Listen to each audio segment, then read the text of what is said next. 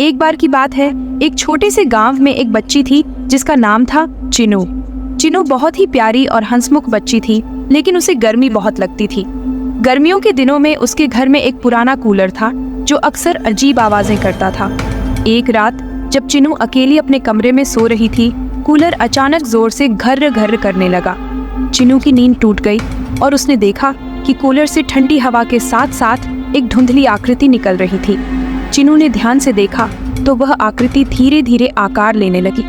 वह कोई और नहीं बल्कि एक पुरानी और डरावनी औरत की छाया थी, जिसकी आंखें लाल और बाल बिखरे हुए थे। चिनू का दिल जोर से धड़कने लगा, लेकिन वह साहस करके बिस्तर से उठी और कूलर के पास गई। जैसे ही वह पास पहुंची, औरत की आवाज गूंजने लगी, मुझे गर्मी बहुत लगती है, मैं ठंडक चाहती हूँ। चिनू डर के मारे पीछे हटने लगी, लेकिन तभी उसने देखा कि कूलर से निकलने वाली ठंडी हवा अब औरत की छाया को घेरने लगी। कुछ ही पलों में वह औरत चीखते चीखते गायब हो गई।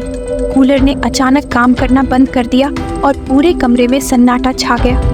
अगली सुबह चिनू ने अपनी माँ को सारी बात बताई, लेकिन जब उन्होंने कूलर देखा तो वह पूरी तरह से जला हुआ था, जैसे किसी ने उसे बहुत ज़्यादा इस्तेमाल किया हो।